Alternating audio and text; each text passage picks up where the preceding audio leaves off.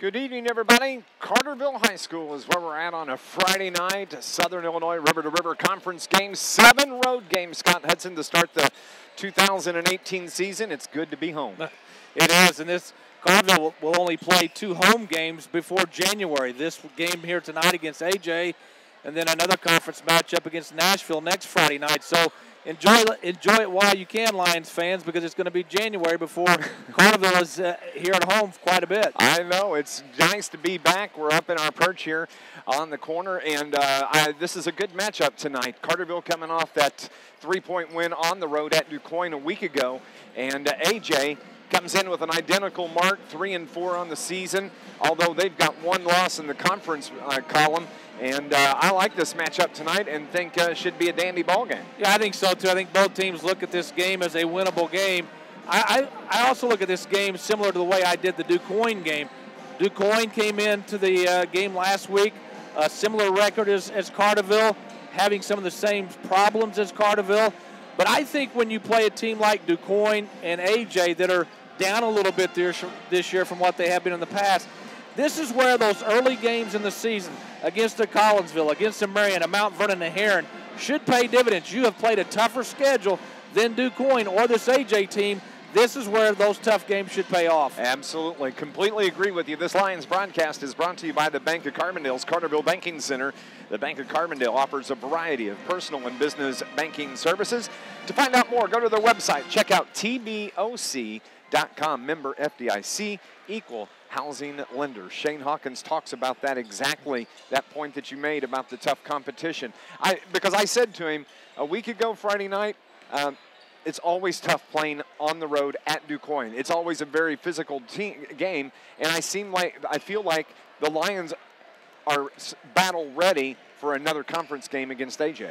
And Carterville's had the same struggles this season that they've had, except for game 1 when they beat Heron. You know, they tend to turn the ball over too many times, and they don't shoot very well from the field. But the one thing I have noticed, the more physical a game is, I think the better Carterville plays. That they like that physicality, and we saw that last Friday night against DuQuoin. And Carterville made just enough plays down the stretch to win that game, and they were rewarded with their hard work. And defense wound up sealing the game on the final play to give Carterville that 3-point win.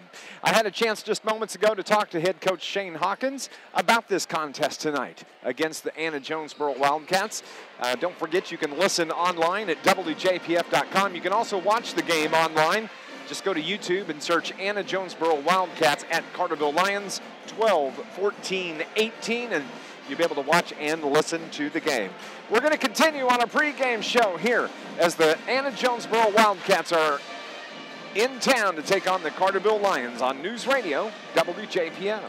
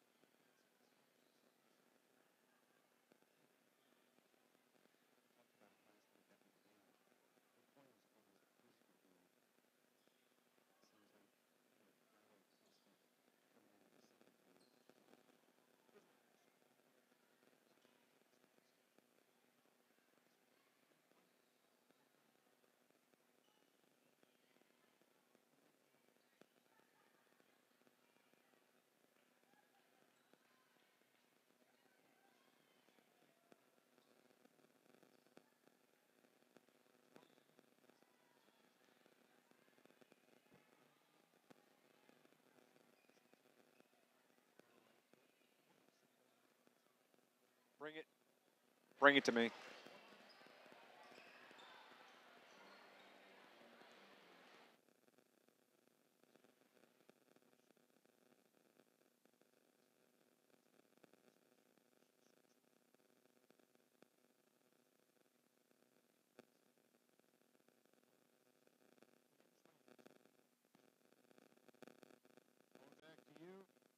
Yes, please.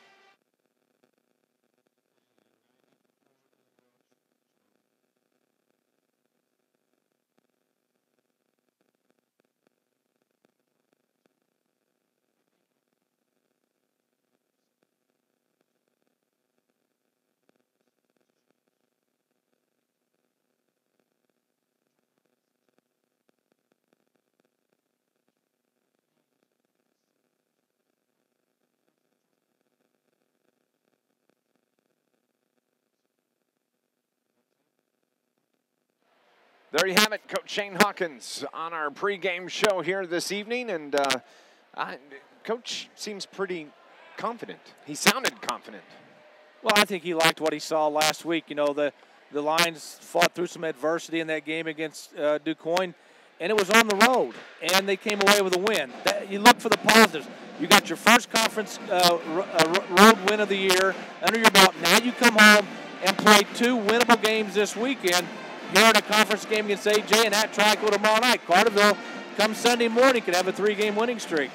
When we come back, we're going to continue on our pregame show. This week, the Eldorado Holiday Tournament pairings were announced. Scott and I will talk about that for just a couple of minutes as we are awaiting the start of the tip-off here between the Anna-Jonesboro Wildcats and your Carterville Lions on NewsRadio WJPF.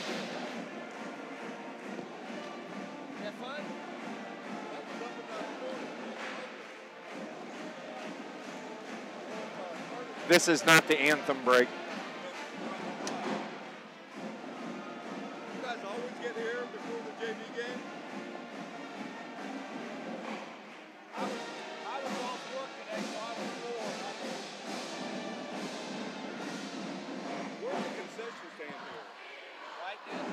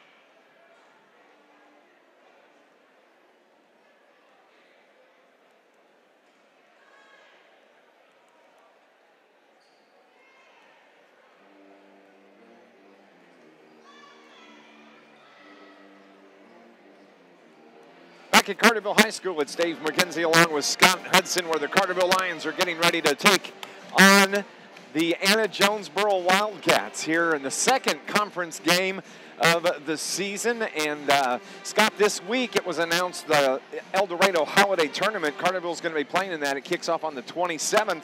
3:15 game against Hardin County, kind of like the bracket for the Lions. Yeah, Hardin County, a team that AJ has already beaten this year. Carterville's coming in as the 8th seed. If they win that game, more than likely going to have to play the number 1 seed Fairfield. But there's an opportunity for Carterville to play 3 or maybe even 4 games in this tournament. And you know, when you're a team like Carterville, you know, you want to play more games because the more games you play, the better you should get. So there's a golden opportunity for Carterville to have a pretty long week in Eldorado. Other teams in this tournament include West Frankfort, Anna-Jonesboro, Herrin, Carmi, Massac, Hamco, Edwards County, Vienna, Hardin County, Fairfield, Carrier Mills, Eldorado, NCOE, Gallatin County, Harrisburg, plus the fact this is one of the top tournaments in the state. It's in a great venue. It's a gym similar to Pinckneyville or Herrin. Every session is packed. There's a lot of teams there that have been there since this tournament started. There's obviously some newcomers like Carterville. Herrin got back into it a few years ago. Edwards County, I believe, is the new team. But if you want to see small school basketball I urge you to get to Eldorado starting on December 27th because it's a great atmosphere. 54th Annual Eldorado Holiday Tournament, December 27th through the 29th will be Thursday, Friday, Saturday. The first game for Carterville will be a 3:15 game on Thursday after Christmas when they take on Hardin County. Looking forward to it. And for Carterville fans, if you haven't been to the Eldorado tournament, you need to get there early to get parking spot and to get a seat. It's yeah, I can't urge fans enough to get there early because it is going to be packed for every game throughout. It's just one of those tournaments that, again, it's small school basketball at its best. It's going to be a lot of fun. I'm really, really looking forward to that. And in this tournament, this is the one thing we've talked about. Fortunately, it's not our bracket, but there's a 10 p.m. game that we're going to manage to avoid. Well, I believe whoever loses the first game of the tournament has to come back and play That's exactly at 10 o'clock that night. So Frankfort plays Anna-Jonesboro. Whoever loses that game has to come back that night at 10 o'clock. And thank goodness that your money that you sent down there to the Eldorado AD paid off, and we don't have to worry about that. If that's what it took, I would be good with that. I don't do well after 10 o'clock, so or 9 o'clock, or not very good after 7 o'clock. I have to be back at the home by 9. So we're going to go on and take our break. When we come back, we're going to have the starting lineups as Anna-Jonesboro prepares to take on your Carterville Lions, the first home game for Carterville tonight here on News Radio WJPF.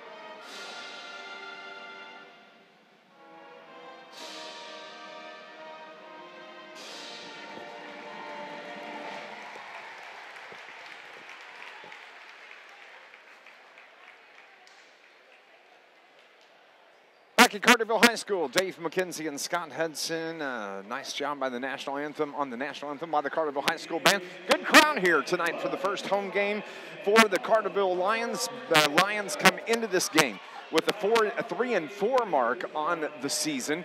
Those 3 wins, of course, the season opening win over Heron at the Pyramid Plus. Then they beat Meridian, and then they got the win a week ago, Scott Hudson, on the road, the first conference game of the year at DuQuoin.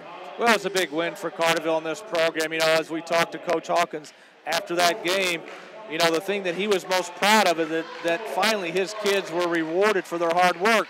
They struggled handling the ball. They struggled shooting the ball, but I thought they outworked DuQuoin, and that's one of the biggest reasons why they came away with a victory last Friday night. I completely agree, and I like the matchup here tonight between these two teams. Let's look at the starting lineup for the Anna-Jonesboro Wildcats. There may be a little bit of a switch, so we haven't seen who the replacement's going to be, but they're going to start with 6'3" senior, wears number 1, Tyler Smith.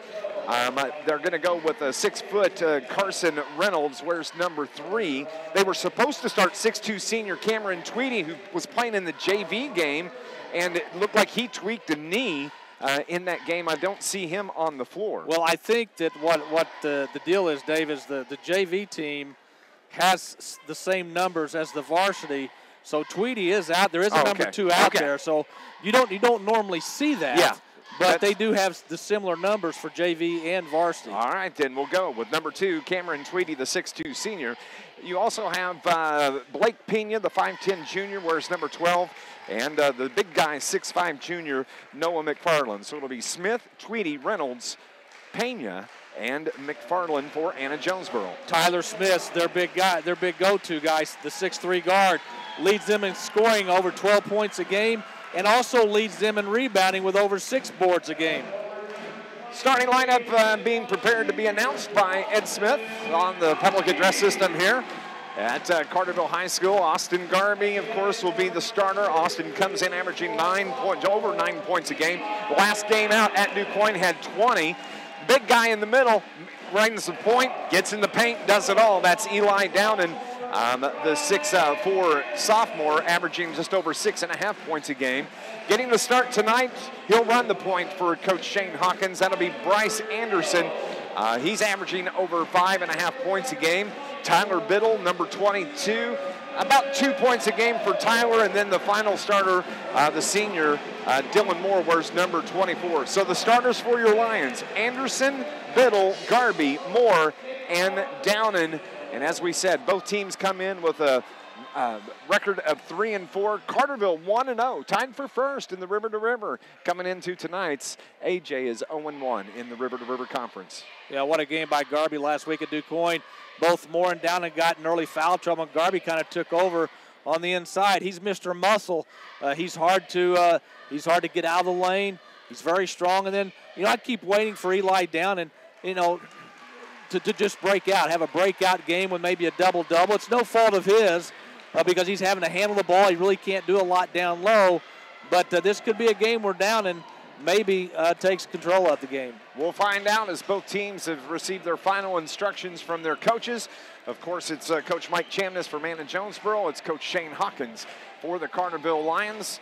The officials are looking around, pointing at each other. Are you ready? Yep, I'm ready. Are you ready? Yep, I'll give you the thumbs up. I'm ready. Teams are on the floor. Thank you for tuning in to Lions basketball on News Radio WJPF. As the Carterville Lions win the tip-off, Carterville in their home whites this evening, moving from left to right. AJ in their road blues with the white letters. And we are just underway. Dylan Moore has it on the right wing. The left-hand dribble across the top to Eli Downen on the left wing. His pass is tipped away. He's looking to go inside, and that's first turnover on the Lions. Garby wasn't open. Downen should have just reversed the ball and set the offense up. Blake Pena has the ball, gets it to Noah McFarland out top. He hands it back to Pena. Pena to the wide open Carson Reynolds, who fires from 3. That shot is off the right side of the rim, and the rebound comes off to the Lions. Here comes Bryce Anderson, behind the back dribble, top of the key. Left-hand dribble now, works to the right side to Tyler Biddle. To Eli Downen up top. He passes up the 3 ball. Now they're having it on the left corner to Anderson. Up top, the ball's tipped away, but Biddle gathers it up to Downen, now to Anderson on the left side. He looks inside, gets it to Biddle. They work the perimeter around to Dylan Moore. He dribbles across the free throw line. Tyler Biddle thinks about shooting, but passes that up as well to Garby on the right wing. 6:48 on the clock here. No score, just underway as Bryce Anderson fires from 3 off the iron, no good. Moore with the rebound. Tyler Biddle to Austin Garby. Nice job on the perimeter passing game. Anderson takes it to the rim, has his shot blocked. It goes out of bounds. They're saying it's off of Noah McFarland. It belongs to the Carterville Lions. Yeah, probably not the best shot selection, but Carterville retains possession. Nobody has scored yet in this game. 6.5 remaining here in the opening quarter. Nice crowd on the Carterville side. AJ traveling well tonight as Eli Downen puts his shot up. It's off the mark, goes into the crowd. And it's going to be off the Lions. It's going to belong to Anna-Jonesboro. Yeah, Downen tried to get on the inside and really kind of forced a shot up. Slow pace for Anna-Jonesboro bringing it up, but they break the timeline. Carterville tries to get the double team, but AJ steps to the side as Pena works it to the right side. That's Carson Reynolds. Down into the paint to McFarland. He has Downen on his hip. Step back jumper is good for McFarland. That's the first point of the game. McFarland played quite a bit last year as a sophomore. He stands 6'5", and he's a junior. Knee braces on both knees. Carterville basketball. Shane Hawkins barking instructions to his Lions. Austin Garvey to Tyler Biddle. Left-hand dribble over to the left wing. Anderson's going to fire again. That's off the iron. Rebound McFarland. Quickly, they get it out to Pena. Blake Pena into the front court. Has his pocket picked. Tyler Biddle takes it away from him. First turnover on Anna-Jonesboro. One each here early on. Downing, right wing. Looks down inside. The pass off the hands of Austin Garvey. 2 turnovers now on the Lions. Sloppy play by both teams right now. Tyler Smith to Carson Reynolds. Down into the paint. McFarland, turnaround jumper. Gets it to fall. He scored all 4 of their points, Scott Hudson. Well, like I said, he played a lot last year as a sophomore, and him and Downing will battle all night long. And he comes into the game averaging just 6 points a game. Shot taken by Smith is no good. He gets his own rebound, can't get the follow-up to go. Garvey gets it and then has the ball ripped away, and it's going to be a foul on McFarland. Yeah, Carterville has 3 turnovers right now, and they're just trying to force a pass to the inside to a guy that's not open. Carterville has the ball. Downing gets it to Anderson. They break the press. Get it into the front court. Anderson has it.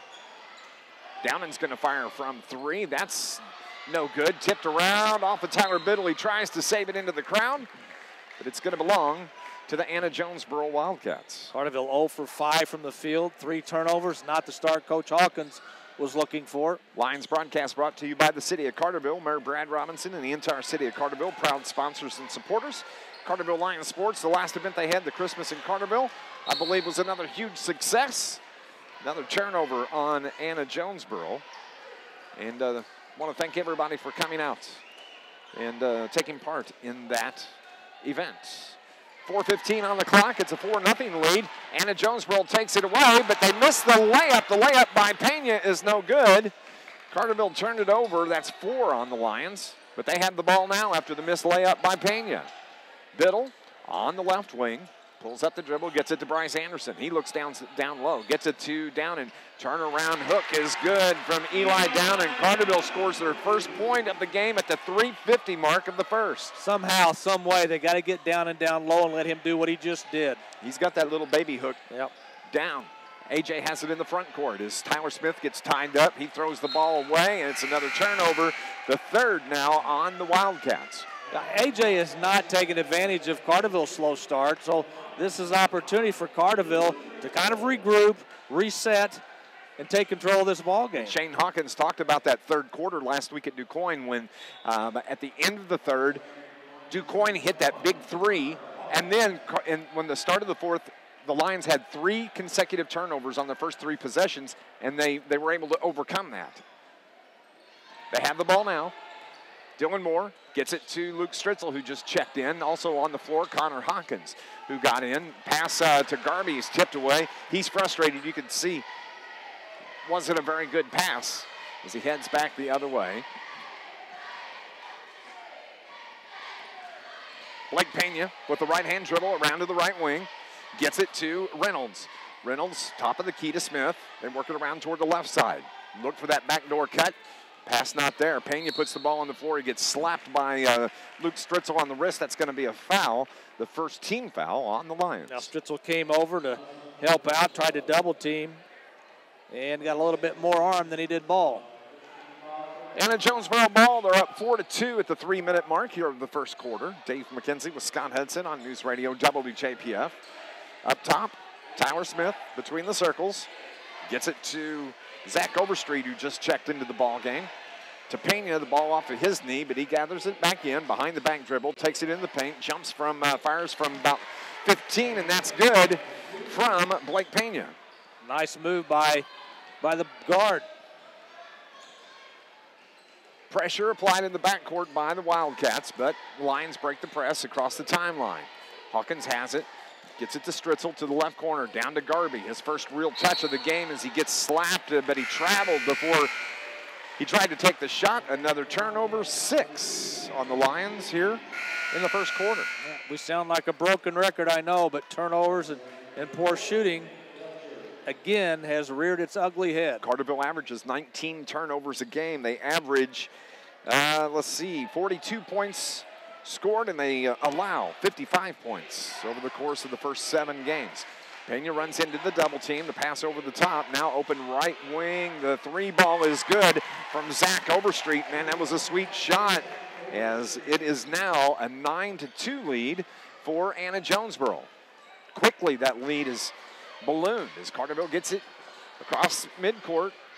Wide open 3 ball from Stritzel. Left corner is good. That's a big shot for Carterville. They needed that to get things going. Stritzel's on the board. It's 9-5. Yeah, you answer a 3 with a 3. Carterville back within 4. Pena steps across the logo at midcourt. Left side goes to Tyler Smith. He's guarded by Garby. Takes it into the paint. Dumps it out to the right wing. Wide open 3 from Pena is no good. Rebound by Overstreet. He's fouled and is going to go to the line and shoot a couple of free throws. Well, Overstreet has made his presence felt coming off the bench. Has a big 3.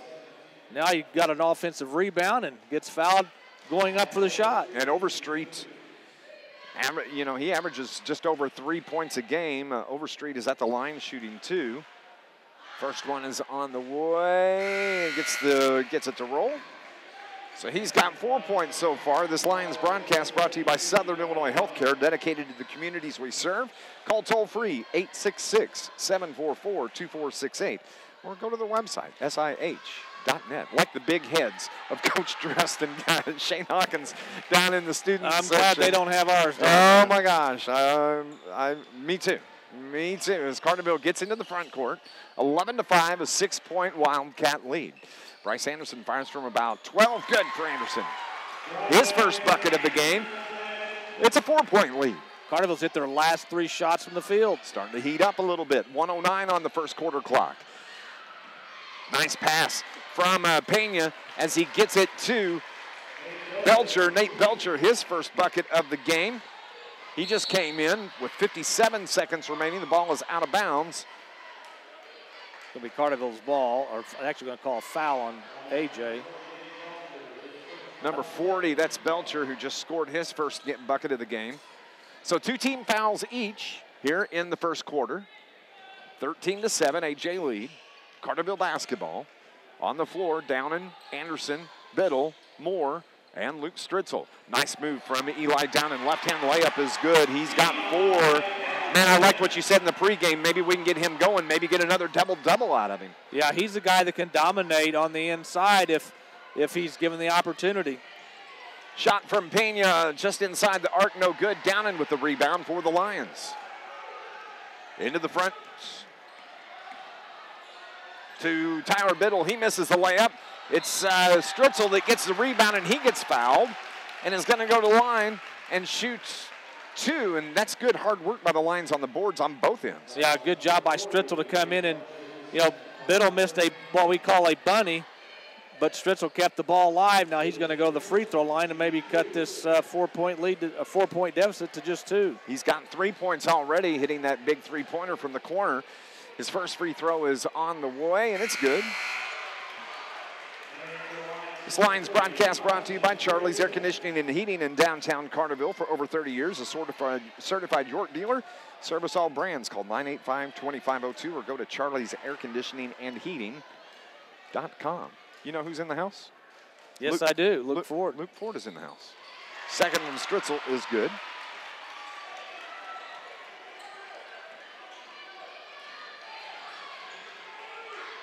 Anna-Jonesboro ball.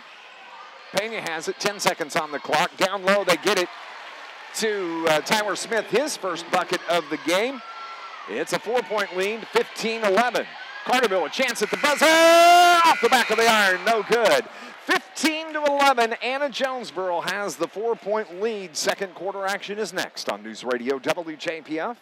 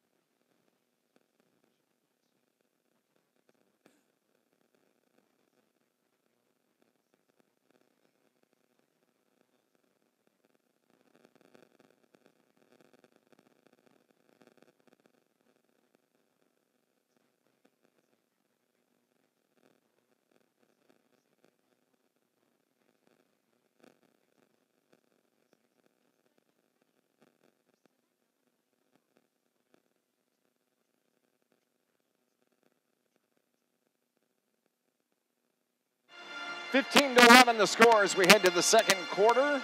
And a little sloppy at the beginning, but things kind of settled down. 36% from the field for Carterville, 50% for AJ.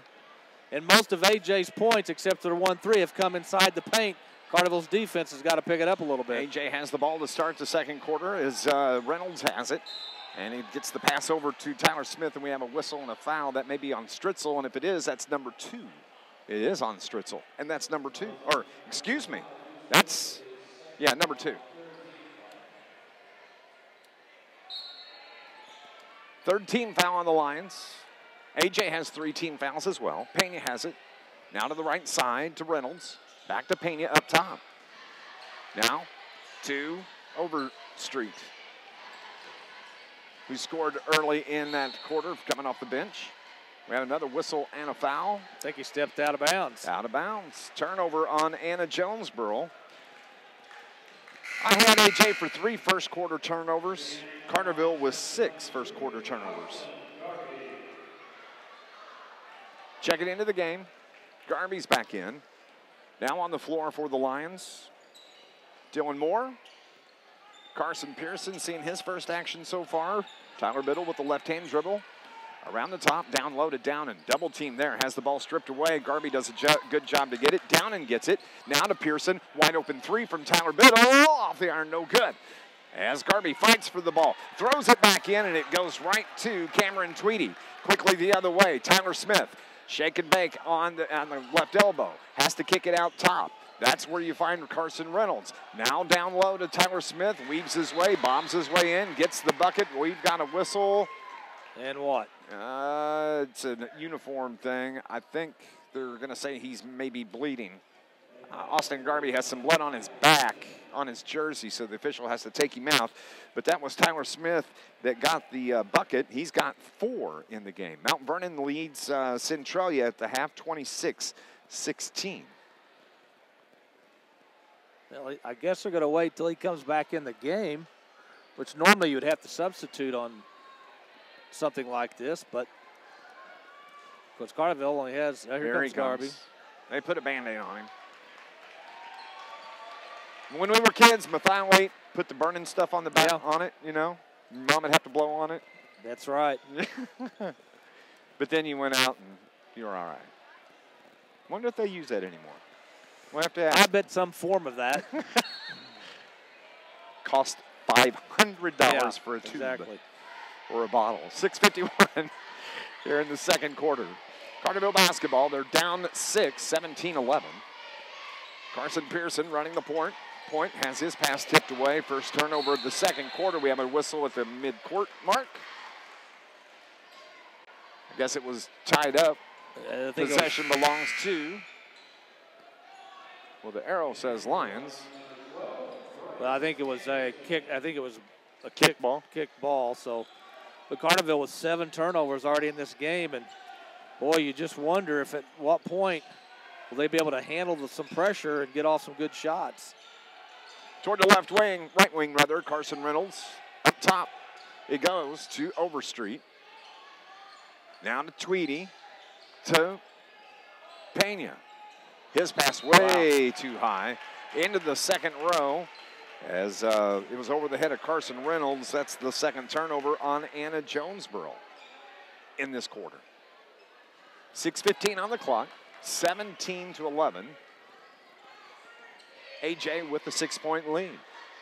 Bryce Anderson between the circles to Eli Downen. His pass to Austin Garvey was tipped into the backcourt by Smith. Garvey tracks it down, gets it to Biddle. Biddle to the free throw line to Downen. Jumper from about 9 feet, no good. Rebound comes off to Pena. Number 12, wearing glasses. The right-hand dribble around between the circles, had a wide open lane down the lane. We have a whistle on number 1 of Tyler Smith. That's a foul. Illegal screen, turnover number 6 for the Wildcats. The foul. Similar start to this game, Dave, as last week at DuQuoin. Yes. Neither team wanting to take control of the ball game. A lot of similarities here. Shane Hawkins. He hasn't stomped his foot, did that Rich Heron stomp yet.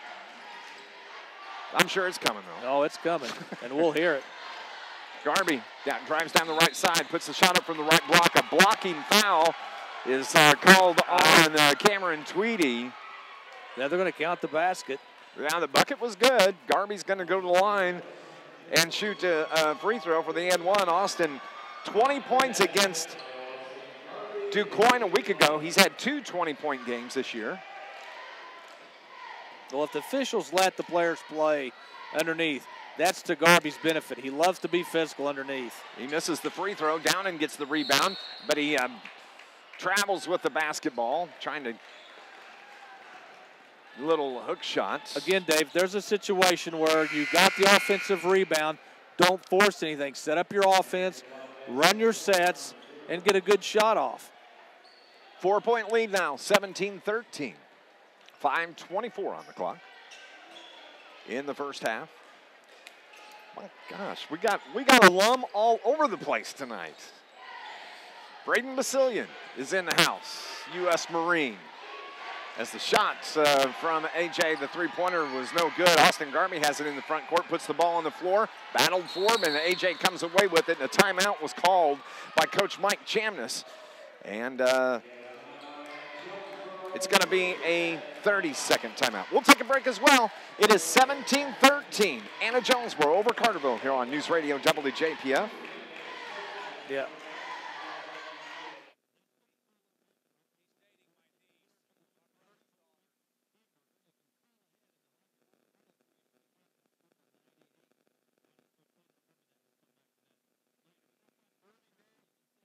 Yes, sir.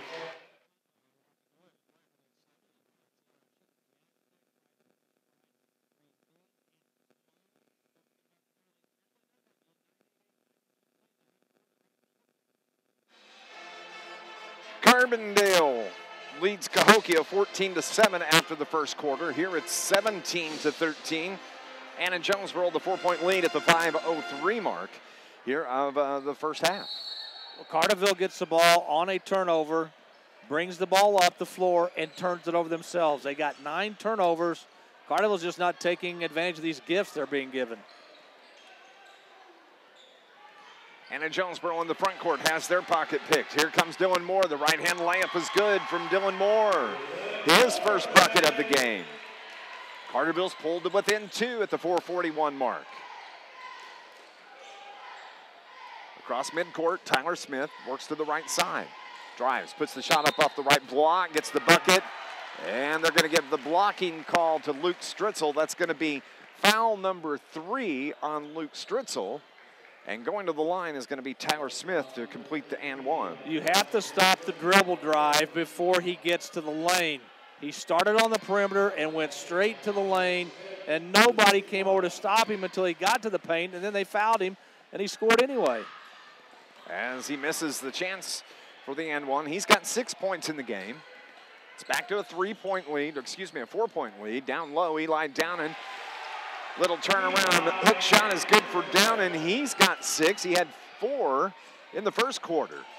Back to 2-point lead, 19-17. Wide open 3 from the left corner. Way over the top, no good by Cameron Tweedy. Air ball as the students get on him. Lions pass down low to Garby. Nice pass, puts the shot up. Austin Garby with a nice bucket.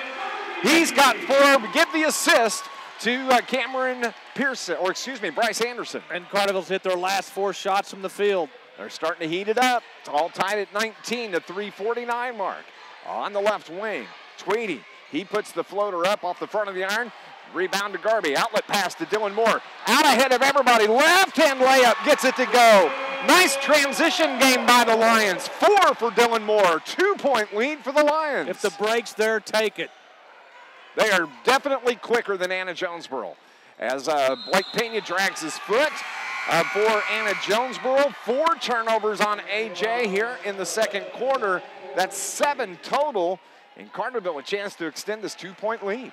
Well, they started to pick it up on the defensive end. That's where all this has started. And if you've noticed, the shots Carterville's taken have been in the paint, and that's where they've done their damage. Bryce Anderson, he wings it over to Dylan Moore, who fires from 3, no good. Rebounded by Pearson, or excuse me, Carson Reynolds for Anna-Jonesboro. Gives it to Tyler Smith. He drives, It loses the handle. It goes out of bounds. That should be off AJ. It's another turnover.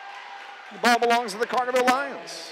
AJ's just not handling this little bit of pressure that Carterville is putting on them very well, and this is the one time Carterville's taking advantage of it. Devin Moore has it in the front court, inside the arc. Bryce Anderson steps back, looks at Shane Hawkins. He looks at his notes and says, we're going to go 1-1, whatever that means. To the right side, Tyler Biddle. To Devin Moore, fakes the shot.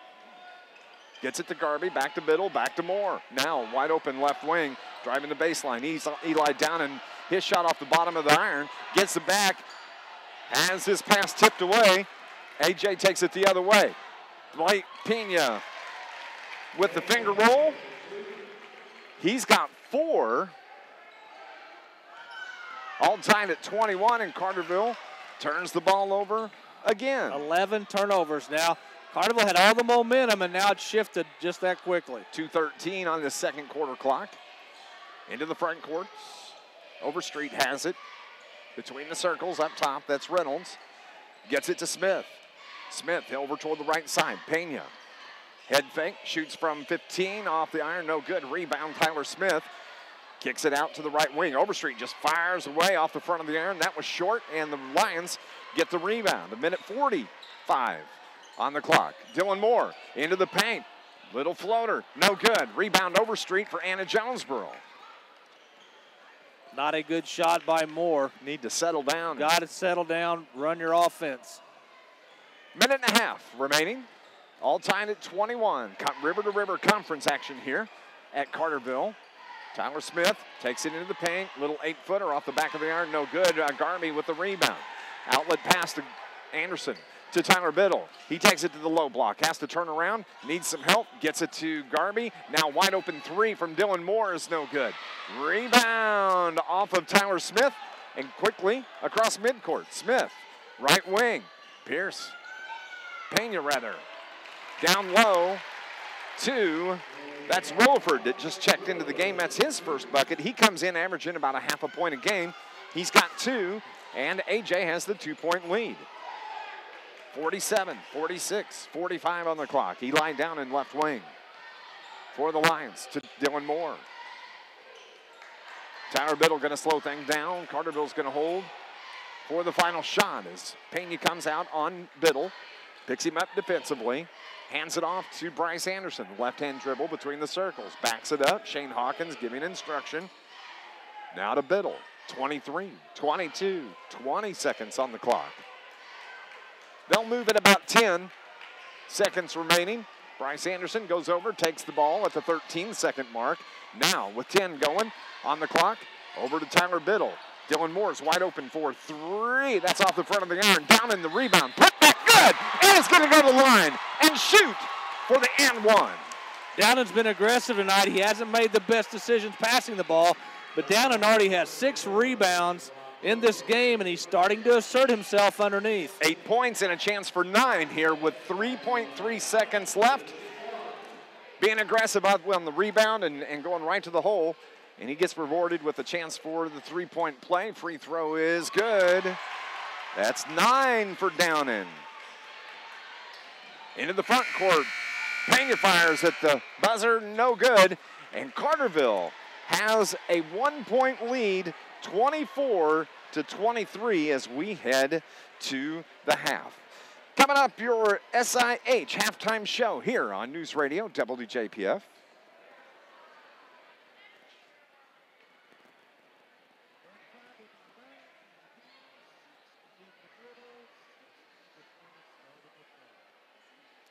All right.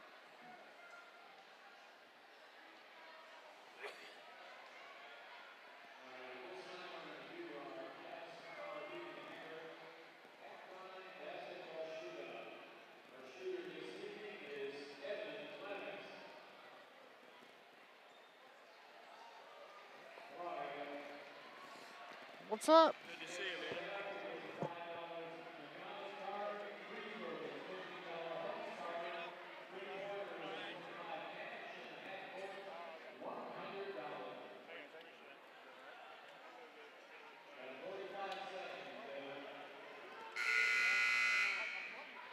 I know.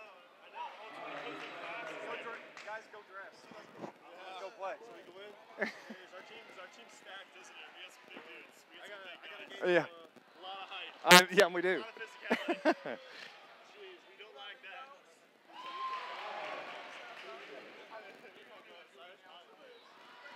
How long you home for?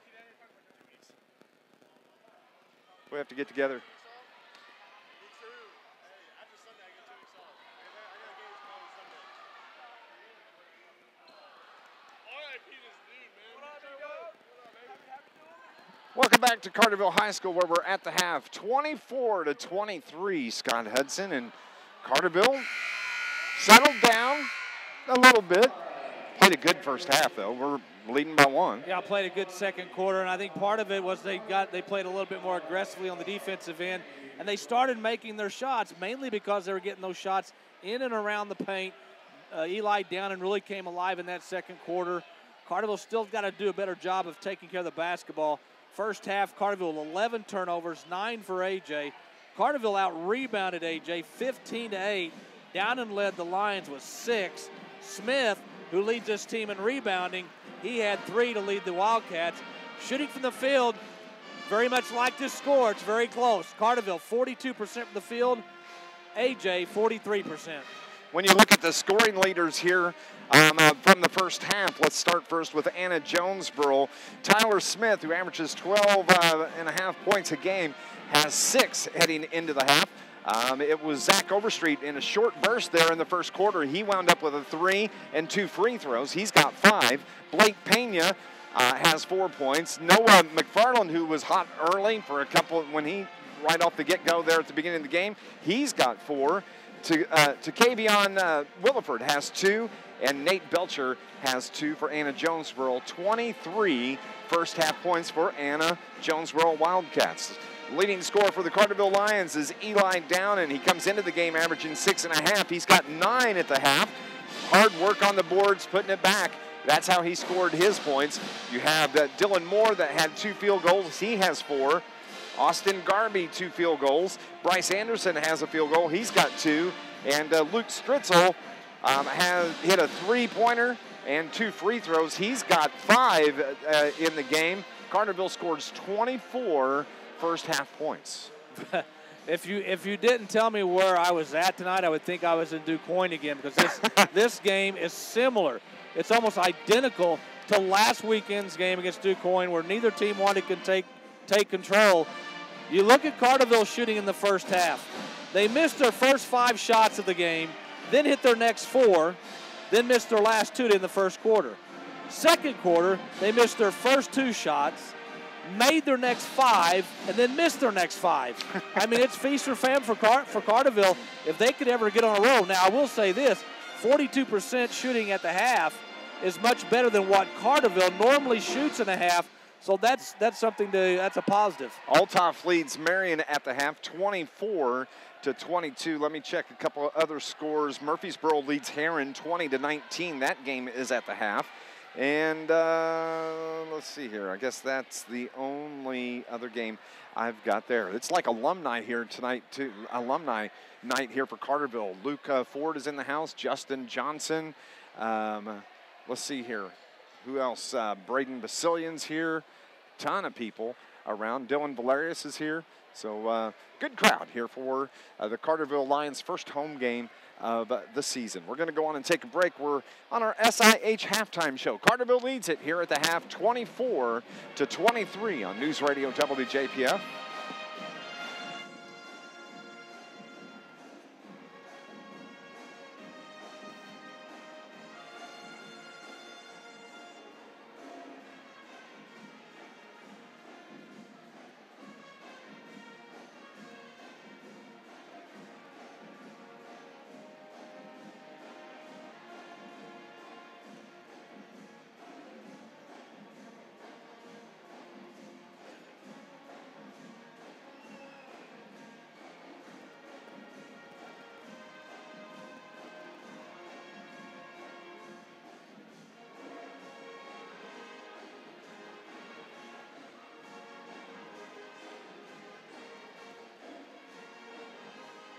Okay.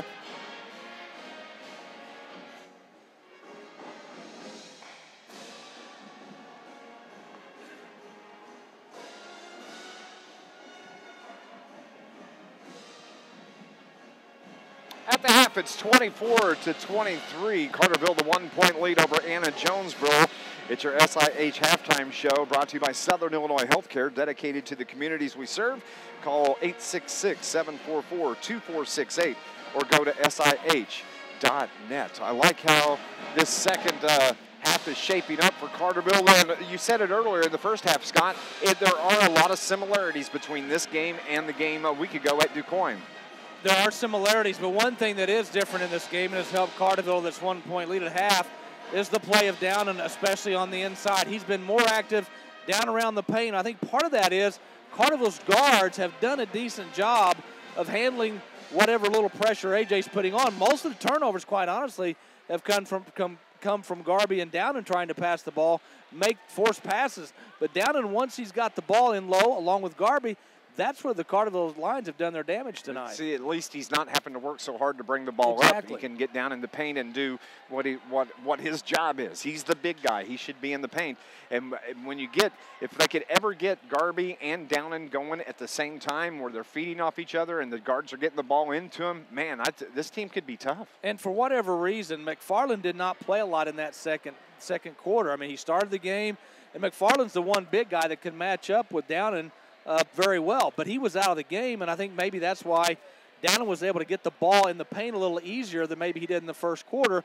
You know, Downen's an aggressive kid for a sophomore. He's not timid at all. He'll shoot the outside shot. He can bring the ball up the floor. I think if they can keep Downen involved in the offense, especially in the paint in the second half, Carterville's got a very good shot to win this game. This Lions broadcast is brought to you by, lost my notes, the Bank of Carbondale's Carterville Banking Center. The Bank of Carbondale, proud to be locally owned and operated community bank. Stop by and visit their friendly and professional staff at the Carterville Banking Center, located at 200 West Plaza Drive, member FDIC, equal housing lender. As the Anna-Jonesboro Wildcats are the first to come back on the floor, and Coach Mike Chamness, you know, he's got a team that is similar to DuQuoin, similar to Carterville. Man, it's funny how all these teams are kind of mirror images of each other, the ones at least we've seen in the River to River Conference so far. Well, it's nice not to have to hear the name Jake Parr mentioned over the last 3, 4. It seemed like he was in high school. Well, he was a 10 years. He was 10 years, yeah. Parr was one of the best basketball players in Southern Illinois when he was at AJ, and he's gone, and now they're trying to, I'm not going to say rebuild, they're probably trying to retool a little bit.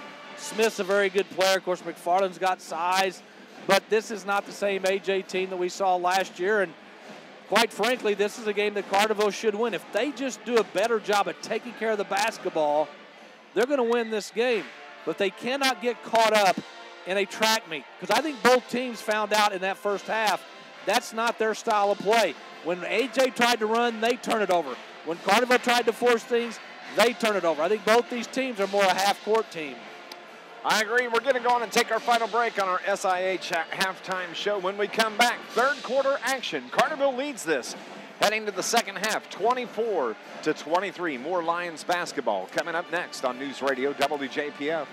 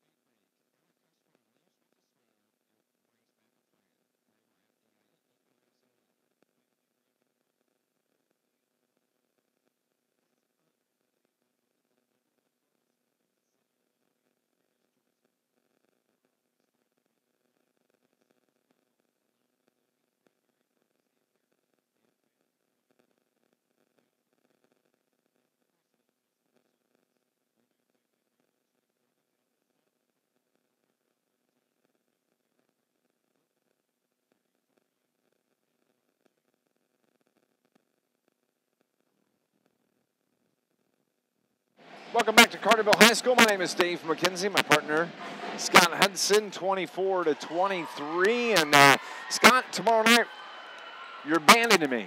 You're going to go do another game. Yep.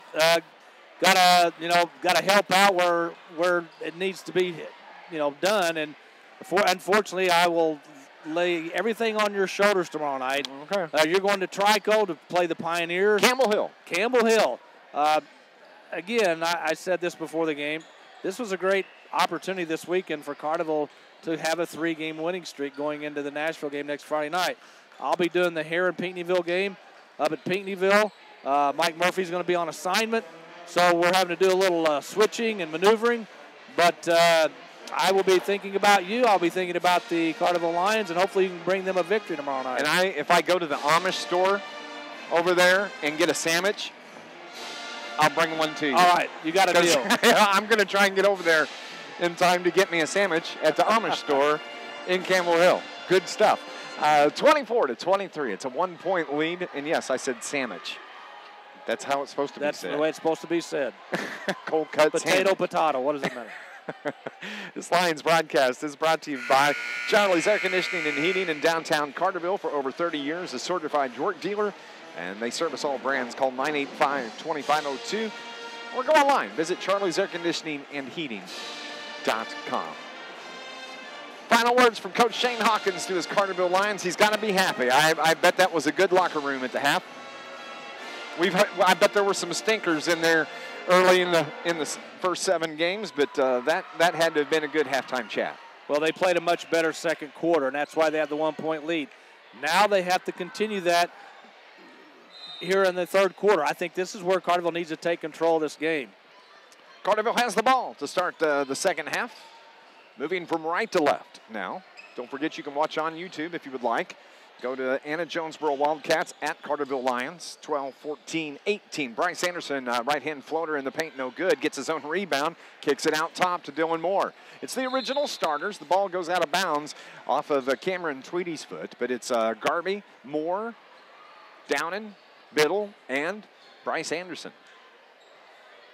Another reason why Carterville has the lead, not only did they get a lot of shots in the paint, they took better shots. First quarter, they forced some shots that didn't go in, and their shot selection was much better. This team has shown that they're not a really good outside shooting team. They're more in the paint, dirty work, cleanup kind of scoring for the Lions as Garvey runs over his defender. No foul. The ball tapped out of bounds, and it was off of Jonesboro. He ran right over the top of Cameron Tweedy. He did. I kept waiting for a whistle either on Tweedy or Garvey, and there was no whistle coming. Nice pass to Dylan Moore on the inbounds as he cuts through the lane. Dylan Moore has his bucket. He's got 6 here in this contest. And it's a 3-point Lions lead. Pena into the front court, over to the left wing. That's where we find Cameron Tweedy. Behind the back dribble, passes up the 3 ball, gets it off to Tyler Smith. It goes out of bounds. They're going to say it was off of Garvey, and it's going to belong to Anna-Jonesboro. Garvey out high, out on the wing, playing great defense there as well as he does on the inside. Pena looks at Coach Mike Chamness for instruction. Left-hand dribble around the top of the key, brings it near side to the right side of the wing. Wide open 3 from the top is buried by Reynolds. That's his first points of the game. He's got 3, and we're all tied at 26. Carterville gets it down low to Garvey. The pass off his knee goes out of bounds. Turnover on the Lions. Carterville did a great job of getting the ball quickly into the front court against the press, but that dreaded bounce pass at somebody's feet just blew up right in Carterville's face. And goes out of bounds. 6.5 remaining in the third quarter. Pena around the screen up top. Gets it to right side. That is Overstreet. Zach Overstreet drives. 8-foot jumper is good for Overstreet. He's got 7 points now. 5-0 run by the Wildcats. Carterville breaks the press. Tyler Biddle pulls up the dribble. Gets it to Downen. He drives left baseline. His layup is good. Downen has 11 now in the contest, and we're tied at 28 at the 6-minute mark. Wide open 3 taken from Cameron Tweedy, buried from the left corner. His first bucket of the game. AJ's really starting to crank it up now. Yeah, they've hit their first 3 shots from the field, 2 of those 3, and Carterville's got to do a much better job of getting on those guards on the wing. 31-28 down low as Eli Downen tried to a little turnaround hook shot at his. He got fouled and is going to go to the line and shoot a couple of free throws. Foul is on Overstreet. That's the first on Overstreet. First team foul here in the second half. Eli Downen is going to be at the line shooting 2. First one from Eli is good. His 12th point of the game. 1 point lead now for Anna-Jonesboro. Second from Pena in the air. Off the iron, no good. Garby with the rebound. Nice pass down low to Downen, but he loses the handle on it. Turnover on the Lions. Anna-Jonesboro a chance to extend the lead. Left-hand layup from Smith is no good. Battle for the board. Look at Connor Hawkins get in there and battle. And his fan club gives him a round of applause. Over to the right wing. I wonder if he knows the coach. I say that every game, don't I? He throws the ball away. I bet he hears from the coach about that. That's the 4th turnover on the Lions here in the 3rd. So Carterville had a 33-31 lead. Now AJ's up 34-33. It is the giving season, but I wish Carterville quit giving. It is. Be Scrooge. Yep. Down low, Tyler Smith, his shot is partially blocked, and Carterville gets the rebound. Wide open 3. Connor Hawkins tees it up from the left side off the iron, no good. Rebound to Tyler Smith for Anna-Jonesboro. Wide open. That would have been a big shot. Pena has it for AJ. Drives the baseline, or drives the lane. His shot no good. Garby the rebound. Both teams have gone cold now. 34-33, 3:09 remaining in the 3rd. Anderson between the circles, left side. Connor Hawkins going to fire again from 3. That's off the iron, too long. Rebound Stritzel, kicks it out to Anderson, steps inside the paint, down low to Downen. The ball is bobbled around. Can't come up with it clean. The 5th turnover now. 16 turnovers on the Lions so far in the game. Left wing, wide open 3, no good. Ball out of bounds off of Anna-Jonesboro. It's going to belong to your Carterville Lions. Well, we talked about the hot start shooting by both teams. Since then, they're combined 0 for 7 from the field. This Lions broadcast brought to you by Mayor Brad Robinson in the entire city of Carterville. Nice pass down low to Garby. He gets the bucket and a foul. And is going to go to the line and shoot a free throw. Get the ball in low to Garby and or Downen, and I think they're going to do damage. But you've got that entry pass has to be at the chest or higher. You can't throw a bounce pass in there because more times than not it's going to be knocked away or stolen. The foul is on Nate Belcher. That's his 4th, and Connor Hawkins is going to check out for Carterville. Garby's at the line shooting the and 1, and it's good. He's got 9. Dylan Moore has 9. Eli Downen has 12. Carterville has a 2-point lead. Reynolds has it right wing, top of the key. It goes to Tweedy. Left side to Pena. Guarded there by Anderson, spin move. Smith just above the free throw line, no good. Rebound comes off to Downen. Bryce Anderson takes it across midcourt, left-right dribble. Left wing, Dylan Moore. Drives the baseline, gets a whistle and a foul, is going to go to the line and shoot a couple of threes, or a couple of free throws. There's been about 3 times when he's taken off on that drive that normally we'll see a travel called, not being called here tonight. And it's occurred for Anna-Jonesboro. Right, too. Yeah, Moore did a good job. He saw the opening on the baseline, he took it, and there's been times where not just Moore but others have tried to get down to the paint and then make a pass across to the other side. If you get to the paint, go up strong, because more times than not, you're going to get fouled like Moore did. Nate Belcher of Anna-Jonesboro just picked up his 5th foul here at the 2:03 mark of the 3rd. Dylan Moore is at the line, shooting 2. First one is good. Free throws, very, very important. This Lions broadcast brought to you by the International Brotherhood of Electrical Workers, Local 702. Proud sponsors, Carterville Lions Sports. IBEW, Local 702, providing a better lifestyle for members, better life for all. It's a 3-point lead. Chance to extend it to 4, and he does. Dylan Moore. He's got 11 points now. I think this is Carterville's biggest lead of the night. 4-point lead at the 1:59 mark. Blake Pena. He runs the point for Anna-Jonesboro. They work it to the left wing. That's where you find Overstreet. To Reynolds. Guarded by Dylan Moore. Nice job defensively by Moore. to Pena. Head fake on Bryce Anderson.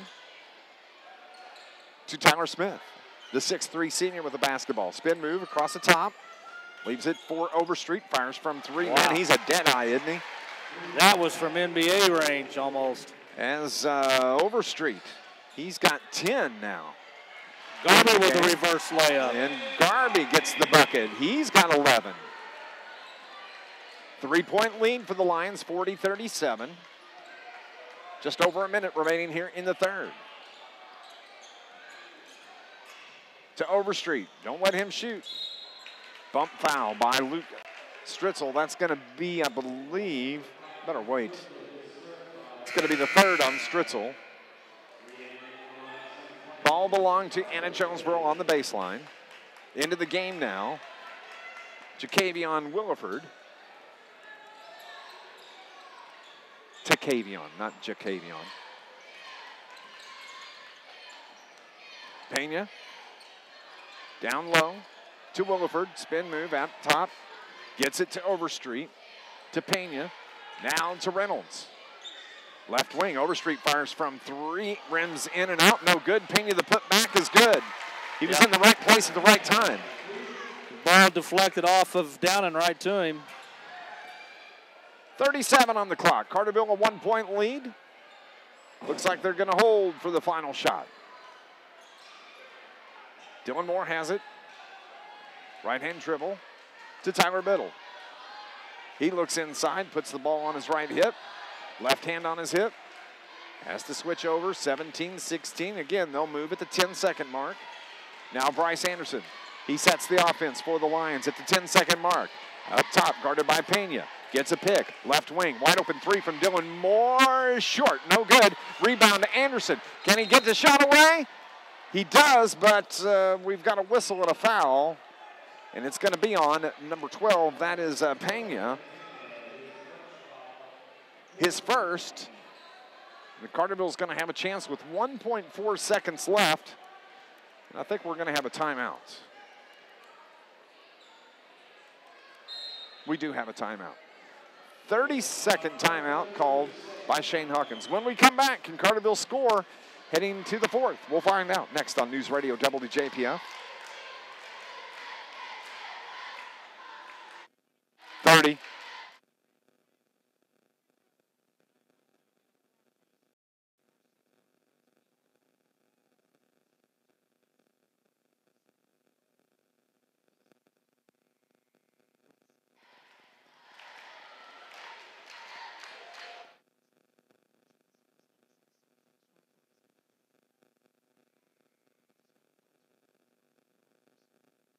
.4 seconds remaining in the third quarter. Carterville has the ball.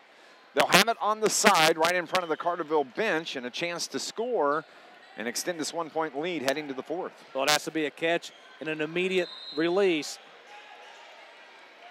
Anderson triggers to Moore. Gets the shot off at the buzzer. No good. 40-39. Carterville has the 1-point lead. We're heading to the fourth quarter.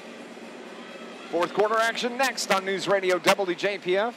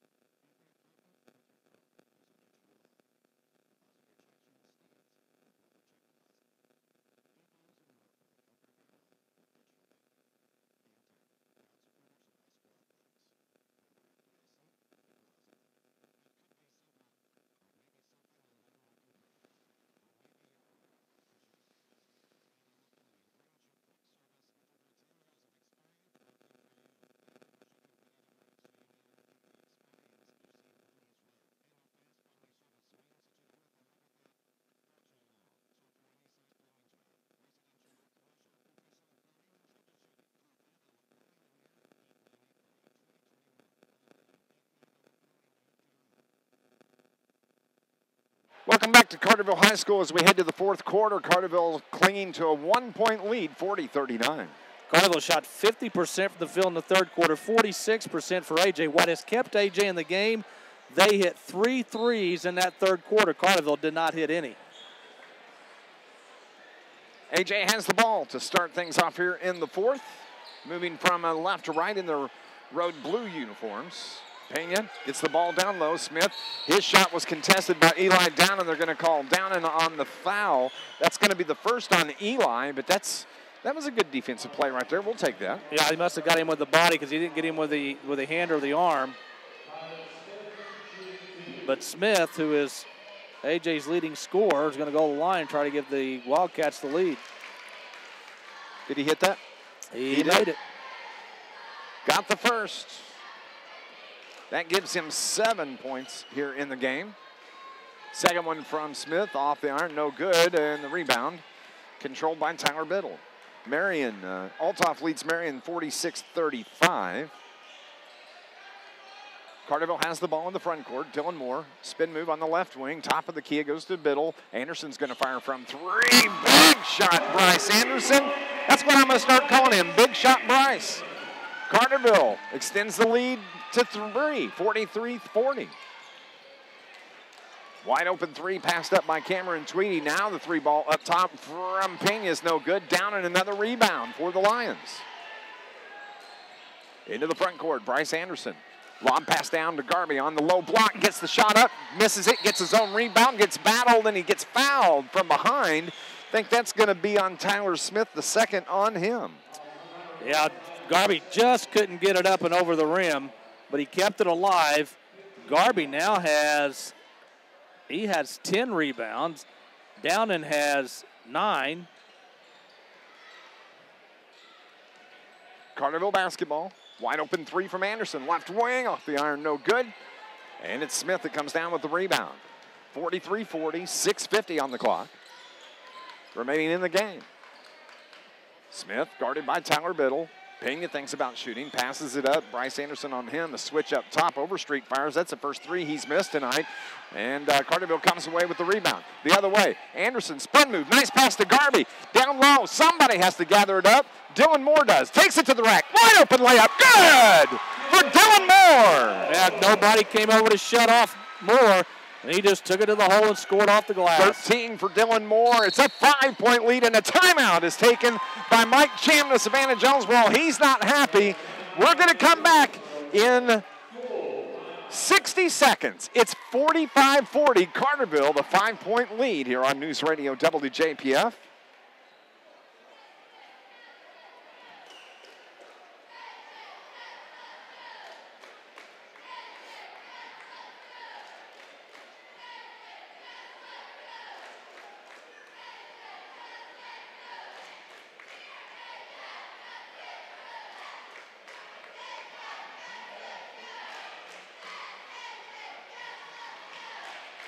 Okay.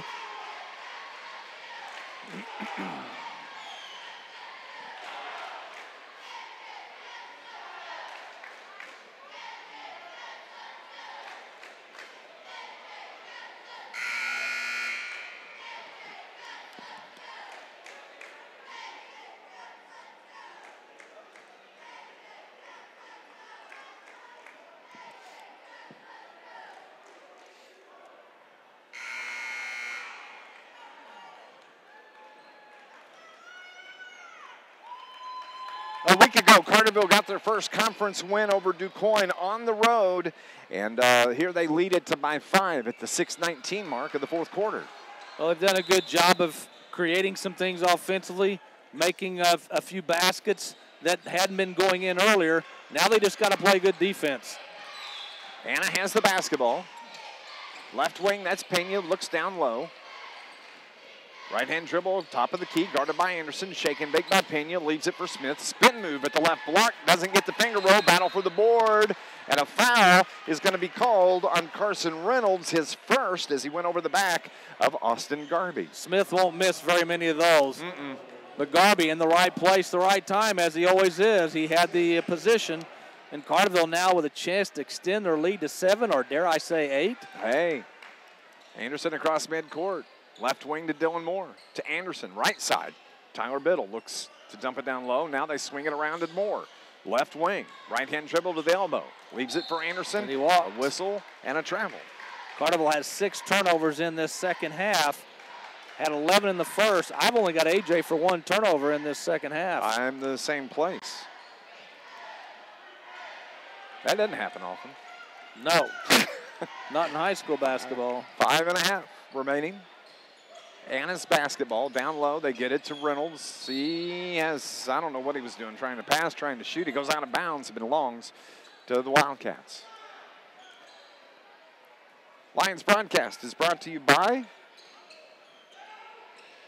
City of Carterville. Mayor Brad Robinson, entire city of Carterville, sponsors and supporters, Carterville Lions Sports. We appreciate that. Pena down on the right block.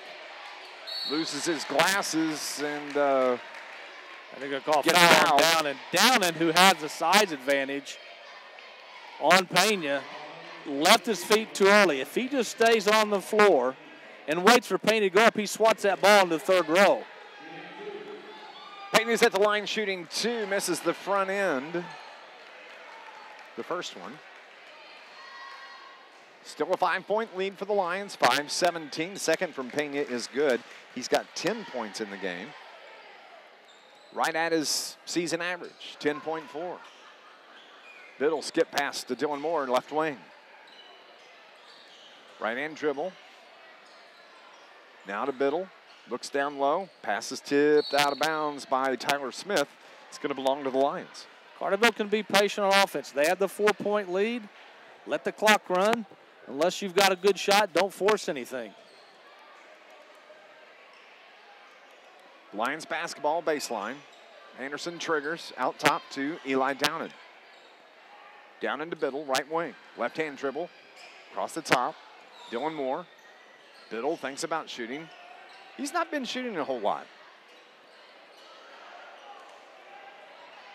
Biddle's no points in tonight's contest. He's had a couple opportunities to fire from 3. Nice pass down low to Garby. Spin moves, puts it up. Right hand layup is good. Perfect ball movement. You wait till somebody cuts into the lane and you get the easy basket. They ran the offense. 47-41, 6-point lead. Overstreet got away with the travel. Passes over to Reynolds. His shot is partially blocked. Pena gets it, takes it to the free throw line, and his pass is tipped away. First turnover on AJ here in the 4th. Over to Anderson, down low, leaves it for Garby. His left-hand layup just a little bit short. Gator arms on that one. 6-point lead for the Lions. AJ brings it the other way. Smith gets the layup runner. That's a 4-point turnaround. You miss the bunny, and then you give up one on the other end. Mount Vernon won their game tonight, 62-57. That's a final.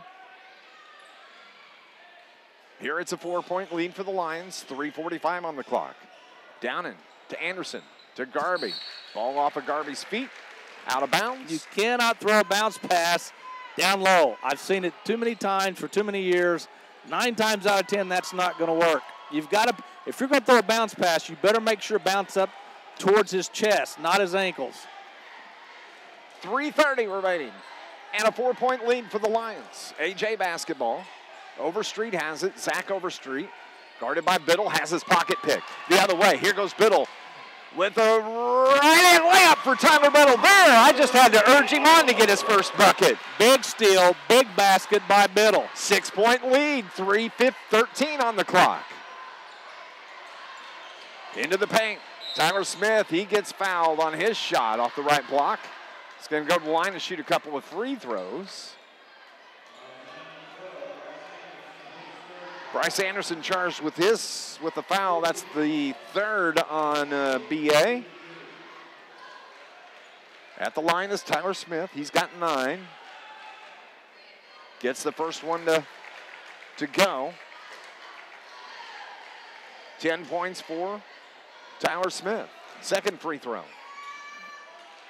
In and out. Downen with another rebound. Into the front court. Tyler Biddle to Downen, to Biddle.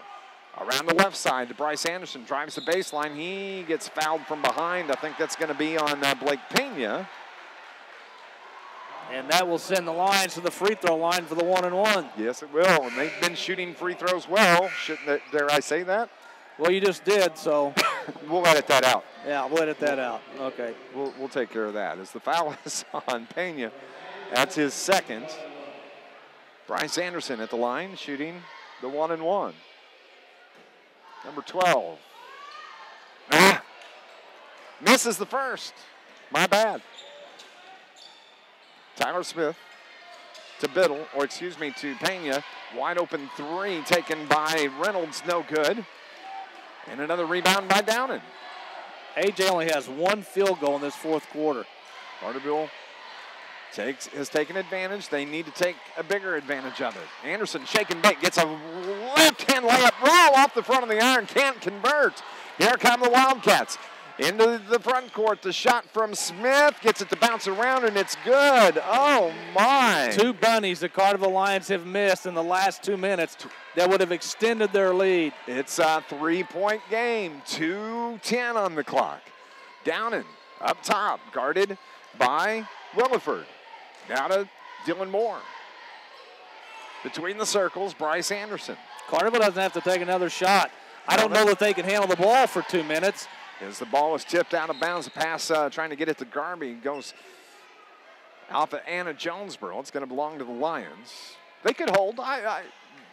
Force AJ to foul. Yeah, absolutely. Downing has it. Gets it to Anderson. Anderson spins around, gets it to Downing. He gets away with a walk. Well, he should have taken the ball in the hole. He had an opening, and he decided to pull it out. Killing the clock. They heard you. Over to Dylan Moore, and we have a timeout taken by Shane Hawkins at the 1:32 mark. It's a 30-second timeout.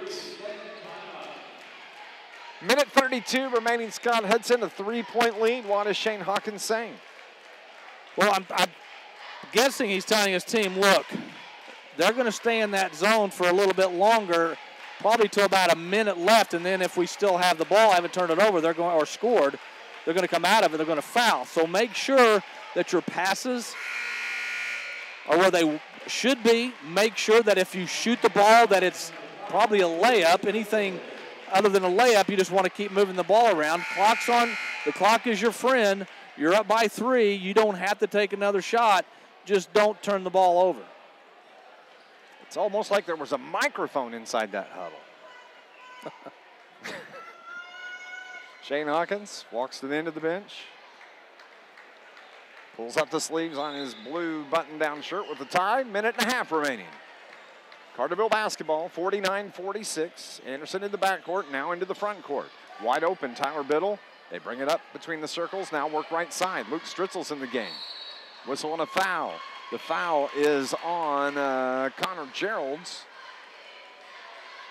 His first, and at the line is going to be Bryce Anderson. These are 2 big free throws. Carterville's been pretty good tonight shooting from the free throw line. Bryce has 5 points in the game. Missed the front end of a 1-and-1 just moments ago. Another opportunity here is good. He'll get the bonus. 6 for Anderson.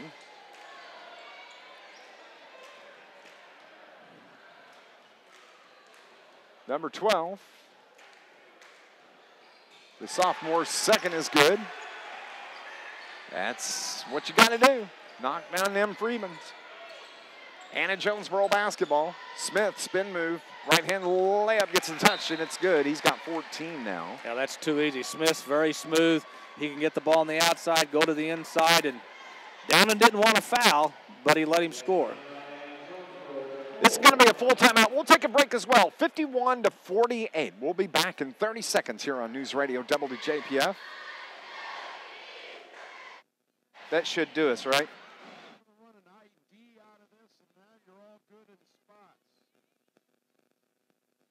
Awesome.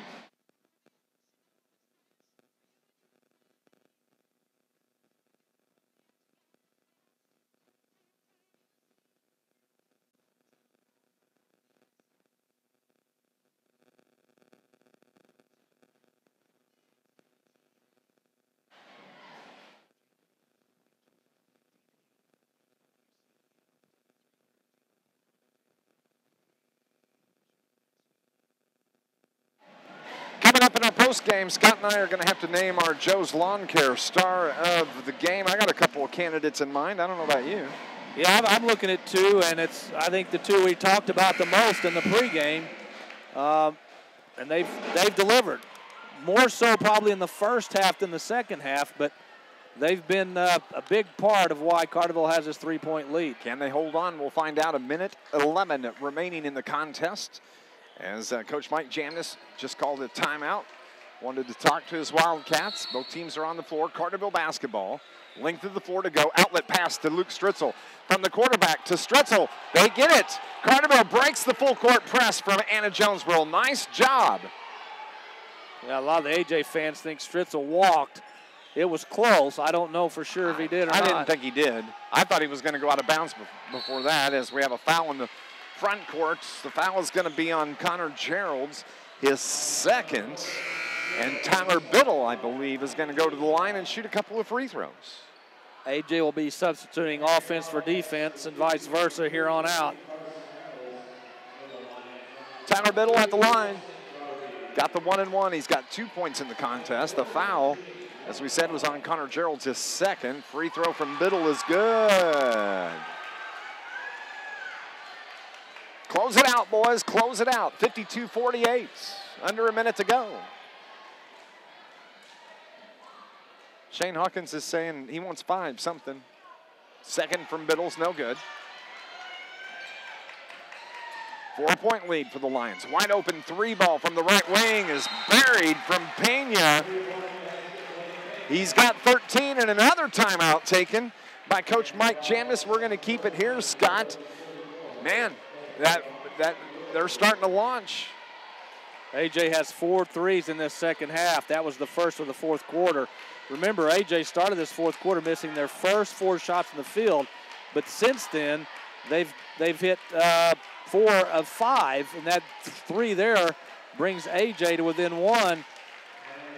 Overstreet, Pena, in particular, can bury that outside shot, and Carterville's got to get out on them a little bit more. I mean, you don't want to come out at them and then let them drive and get in the lane and get an easy 2, but if you're going to have to choose between the 3 and the 2, you go ahead and give them the 2. So Carterville probably going to have to hit free throws down the stretch to get this win. Belleville Althoff knocks off Marion tonight 67-41. This Lions broadcast is brought to you by the Bank of Carbondale's Carterville Banking Center. Stay connected and on the go with the Bank of Carbondale's mobile banking app. You can check balances, pay bills, make transfers. You can learn more. TBOC.com. Member FDIC, equal housing lender. 52-51, 46.9 seconds remaining. Length of the floor to go for Carterville. Downing is going to trigger. AJ didn't allow the baseball pass. But they do break the timeline to Stritzel. And we have a whistle and a foul. That is going to be on number 11. That is Overstreet. So at the line is going to be Luke Stritzel. A chance to extend the lead for the Lions, shooting the 1-and-1. Now, a little surprised that AJ is fouling so quickly. Still over 40 seconds ago, I thought they may try to get Carterville into a turnover, but AJ's going to foul as quickly as they can once Carterville gets the ball in the front court. Stritzel's first free throw. No good. That was 10 fouls, so it's the double bonus.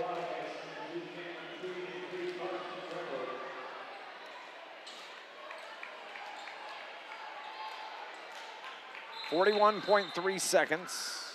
We have an official timeout.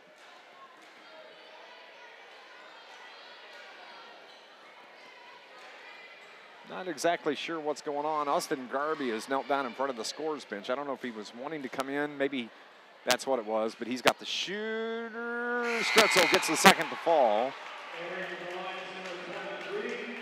6 for Luke Stritzel. 2-point lead, 53-51, 41 seconds remaining in the contest. Carterville trying to go to 2-0 in the conference, trying to push AJ to 0-2 in the conference. Shake and bake up top, left wing it goes.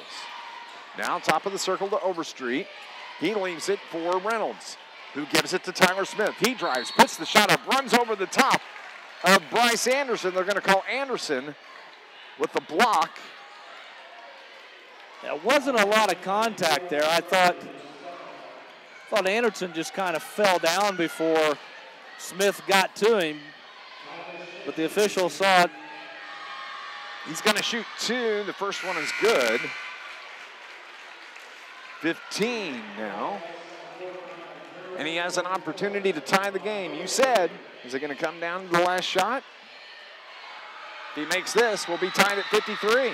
He does, and we are tied at 53. 16 for Tyler Smith. Look for Carterville play for the last shot. AJ has called off the press. 21 seconds left. Bryce Anderson up top to Eli Downen. Here we go. It comes down to the final possession. Downen finds Tyler Biddle wide open, gets the bucket. He gets the foul, and he's going to go to the line with 12.2 seconds left. Give the assist to Eli Downen. Downen drove the lane. He drew everybody to him and handed the ball off to Biddle, who went up strong, kissed it off the glass, and now he's going to try to get a very important three-point play. Tyler Biddle, the senior, talked about how he was quiet for the first 3 quarters. He's got 5 here in the game. No, he missed it. So here we go, 9 seconds. A 2-point lead. Down low, Smith, his shot. He gets fouled by Austin Garby, and he's going to go to the line and shoot 2 free throws. A chance to tie the game with 6.3 seconds left. That ball almost went in, too. Yes, it did. Almost went in. And this is not the guy you want at the free throw line. Nope. He's shooting 2. He's got 16. And he misses the first. 2-point lead. And now will he try to miss He's this going to miss. I think he just said, Coach Mike Chandler said miss. Here we go. Gets it to fall. 17 now. Carterville holds a 1-point lead. 6.3 seconds left. Shane Hawkins wants to talk to his Lions about this. It's going to be a full timeout. We're going to take a break as well. We'll be back in 30 seconds. It's Lions basketball here on News Radio WJPF.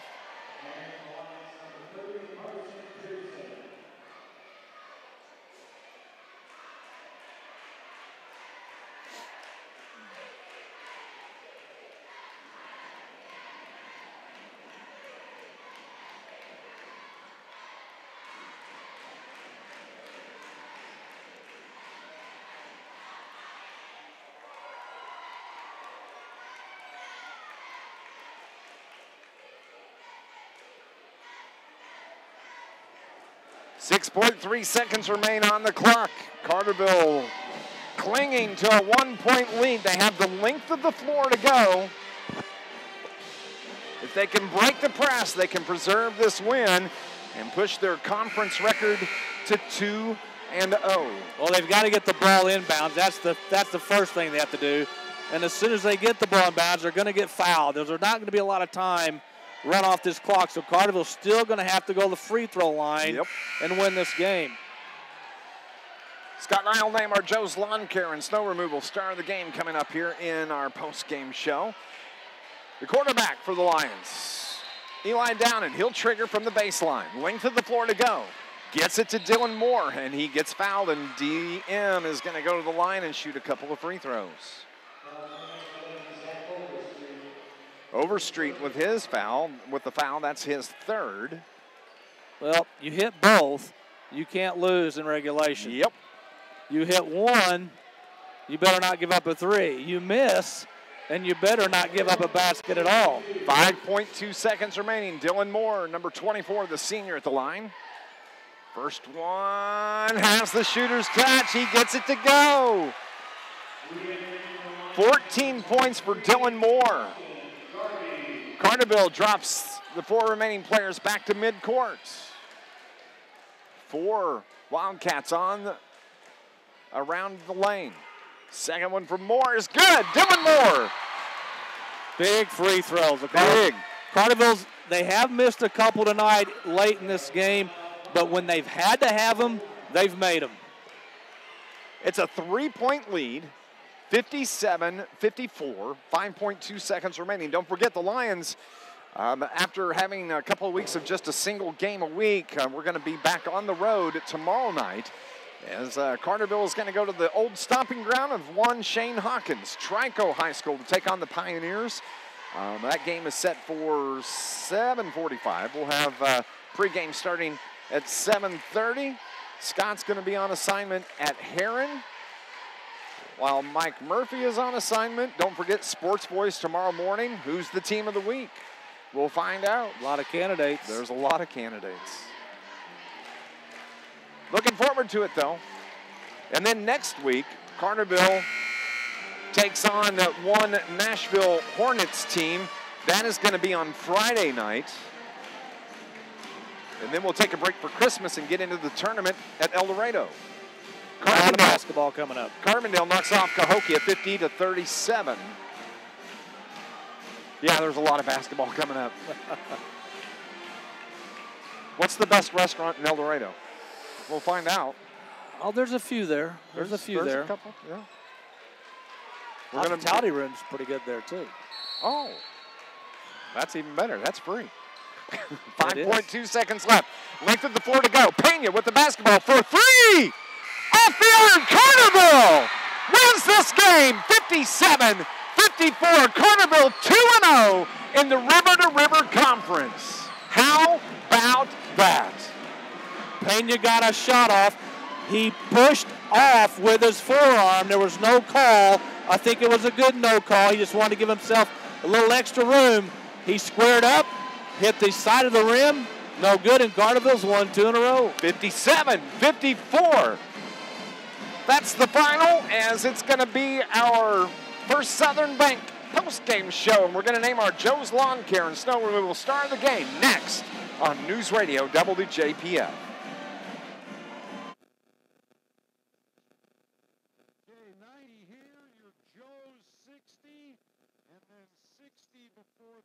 If the coach gets there quick, we'll reverse the 260s. Okay.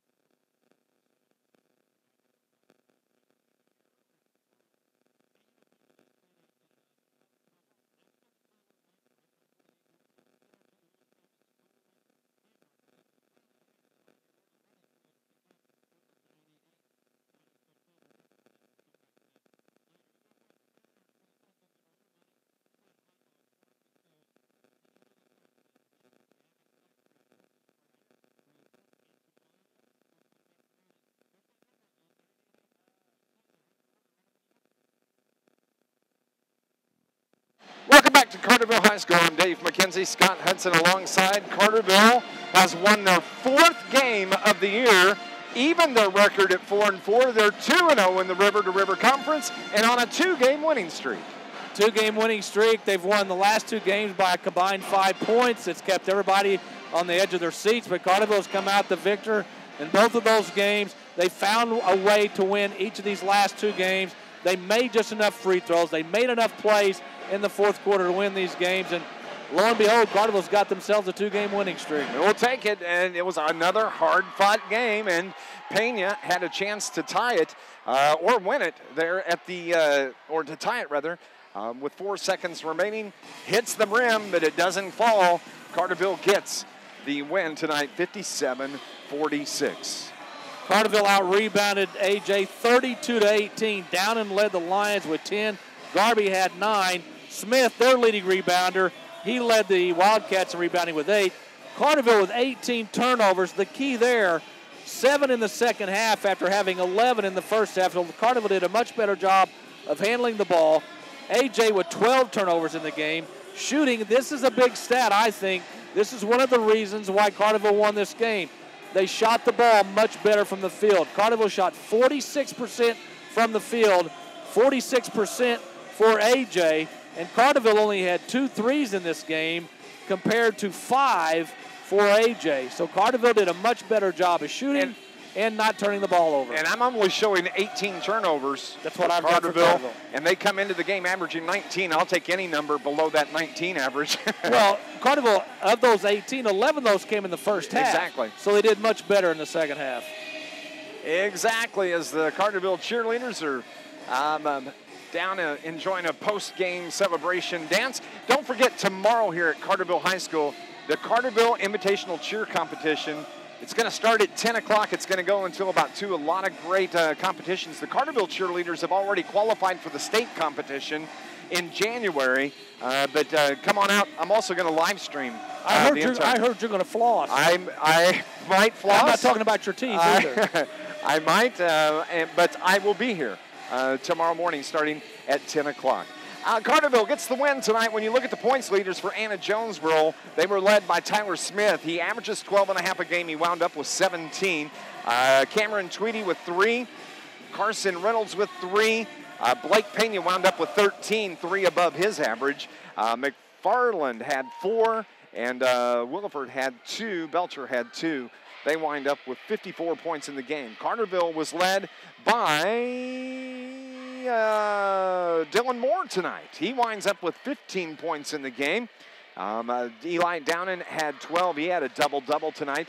You have Tyler Biddle that winds up with 5 points in the game. Bryce Anderson with 7, and Luke Stritzel with 6. Carterville hangs 57 on the board. They get the win, 57-54. Scott and I are going to talk about our Joe's Lawn Care and Snow Removal star of the game when we return. Also, Colorado and St. Louis tied at 3.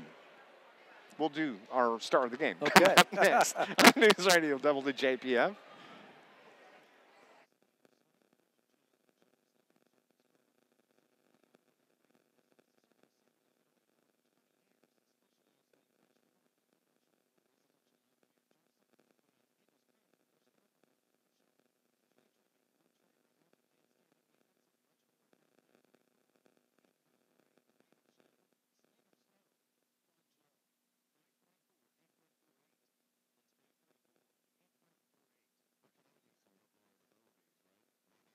And 60 before the coach, please.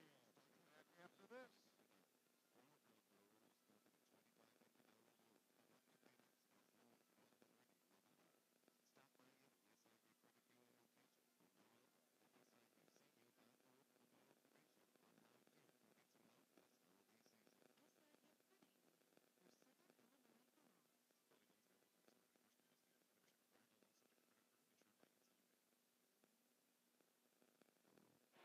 Carterville knocks off Anna-Jonesboro tonight to push their conference record to 2-0, 57-54. The last score I had was Murphy over Heron, 35-28. Althoff knocks off Marion, 67-41. Carbondale knocks off Cahokia, 50-37. Carterville gets the win here tonight, 57-54. Let's talk about our Joe's Lawn Care and Snow Removal star of the game. Well, there's 2 guys. I mean, this, again, when Carterville wins, it's a team effort. You can look up and down that lineup. And, you know, really tonight I thought Coach Hawkins shortened his bench a little more than he has in previous games. And it seemed to work tonight anyway. 2 guys that, you know, again, they all contributed.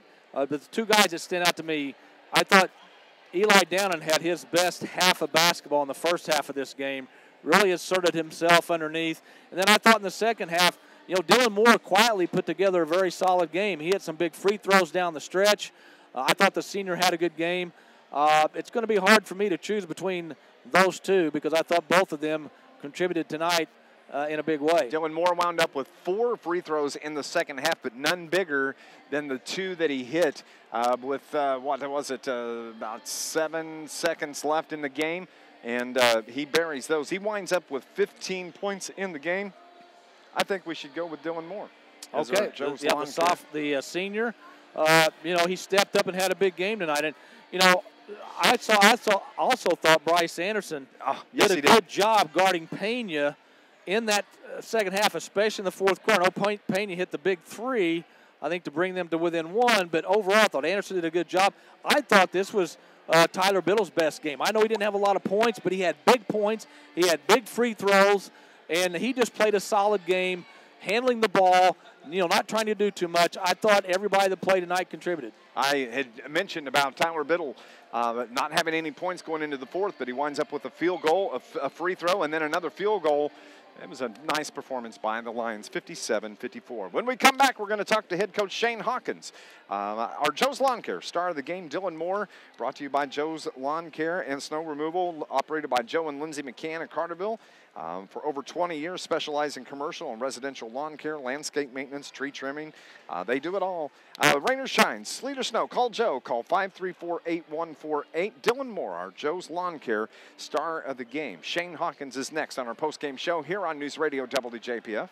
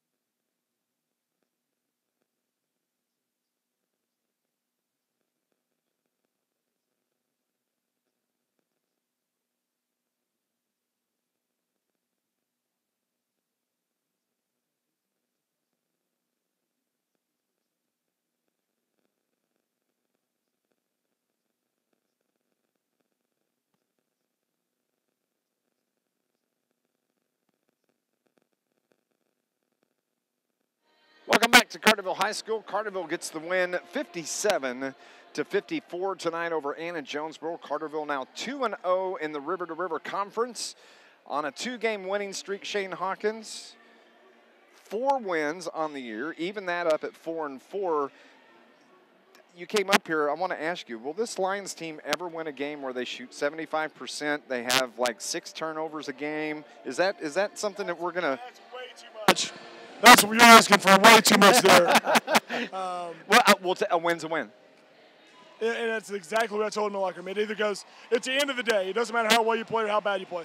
It either goes in the left-hand column as a win or in the right-hand column as a loss. And we'll chalk that one up in the left-hand column and be happy with it. And get ready to go get another one tomorrow night and then try to get better next week.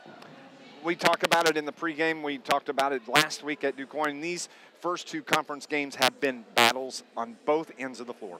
Well, it's different once you get in, and it doesn't matter what conference you're in. It doesn't matter what level, if it's high school or college. When you get into conference games, everybody knows you. I mean, we know them. We have all of their sets. They have all of our sets. They've scouted. They've probably watched. I know I've watched. They've played 7 games. I've seen 6 of them.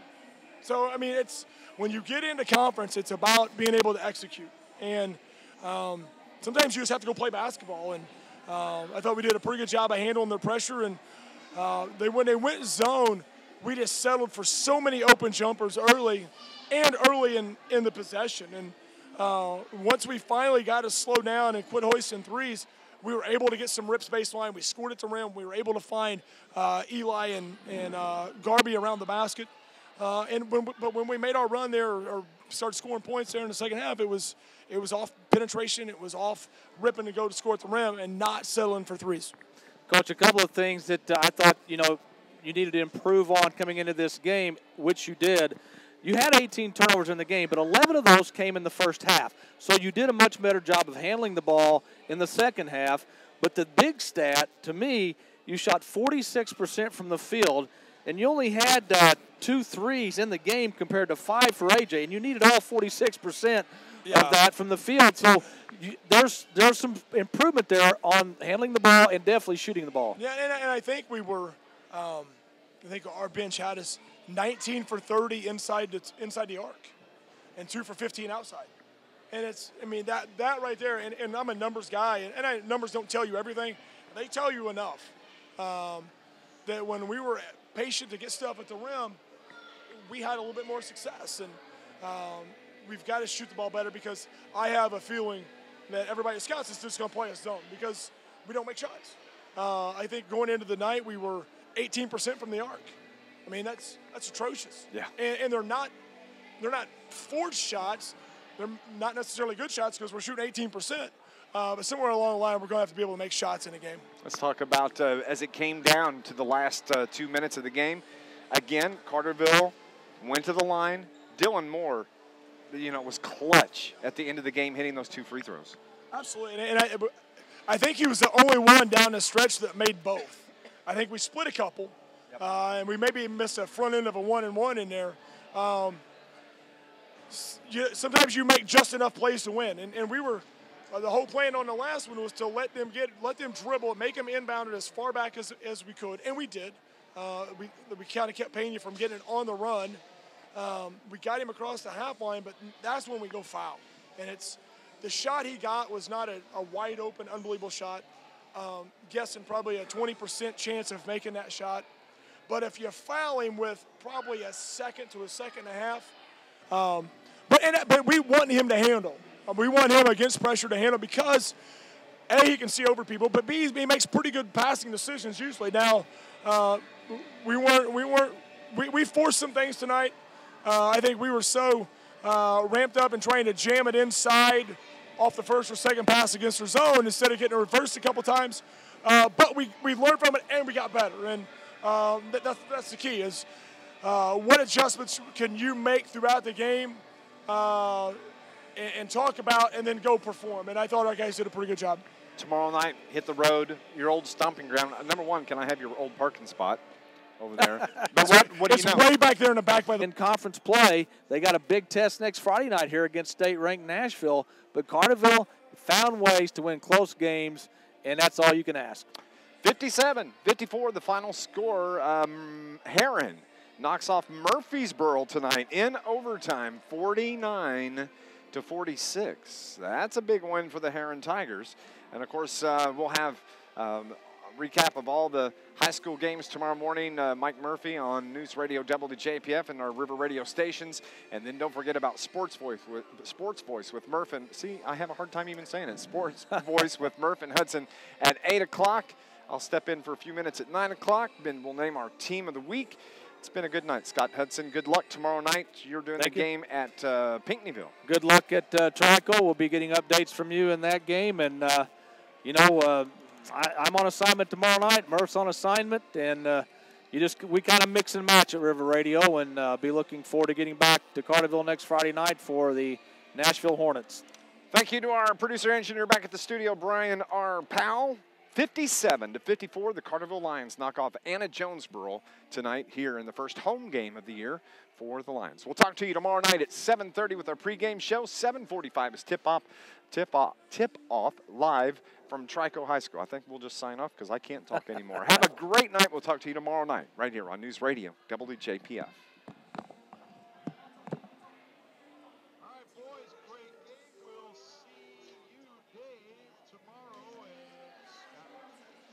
All right, buddy. Thank you.